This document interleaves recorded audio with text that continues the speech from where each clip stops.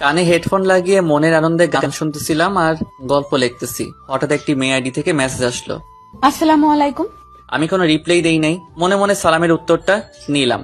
মেসেজের রিপ্লাই দেই নাই কারণ আমার অনেক বন্ধু আছে আমার সাথে ফেক আইডি দিয়ে আমার সাথে মজা করে, আর মেয়েদের মেসেজ পেলে ছেলেরা তো পুরাই আকাশে উঠতে থাকে।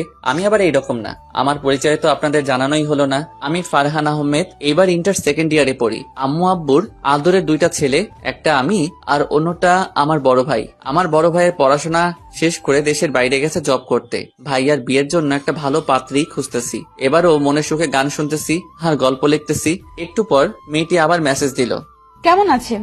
জি আলহামদুলিল্লাহ ভালো, আপনি? জি আলহামদুলিল্লাহ ভালো আছি। আপনার কি বেশি অ্যাটিটিউড? কেন হঠাৎ এই কথা বললেন?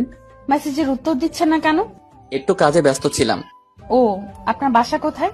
রাস্তার সাথে। আর আপনার? ঢাকা। মজা করেন না, বলেন। আমার মজা করতে ভালোই লাগে। ও মা, তাই? হুম।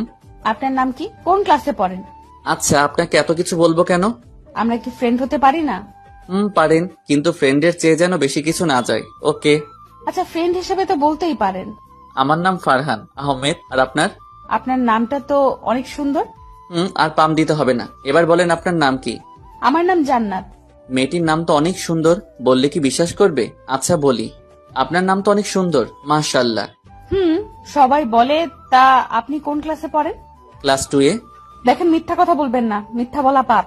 আচ্ছা, আমি ইন্টার দ্বিতীয় বর্ষে পড়ি। আপনি কোন ক্লাসে পড়েন? অনার্সে পড়ি। আপনার বাসার সবাই কেমন আছে? জি আলহামদুলিল্লাহ সবাই ভালো। আপনার? জি আলহামদুলিল্লাহ ভালো। আপনার বাসা কোথায় বললেন না তো? নারায়ণগঞ্জ। ও, একটা কথা বলি। বলেন।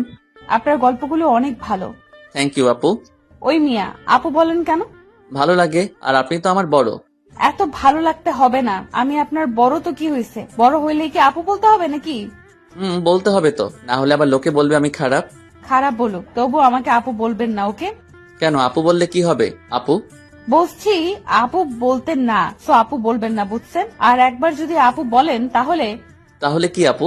যান, আপনার সাথে কথা বলবো না। ওকে, না বললেন। আল্লাহ হাফেজ, ভালো থাকেন। ওই ওই ফারহান, জি বলেন আপু। প্লিজ আমাকে আপু বললেন না, প্লিজ প্লিজ প্লিজ। এত করে যখন বলছেন, আচ্ছা আপু বলবো না। খুশি তো? অনেক খুশি। আচ্ছা এখন বাই। ওকে। কেন, কোথায় যাবেন? কলেজে যাব। আচ্ছা তাহলে যান। তারপর আমি রেডি হয়ে নাস্তা খেয়ে কলেজে গেলাম। কলেজে গিয়ে বন্ধুদের সাথে আড্ডা দিয়ে ক্লাসে গেলাম।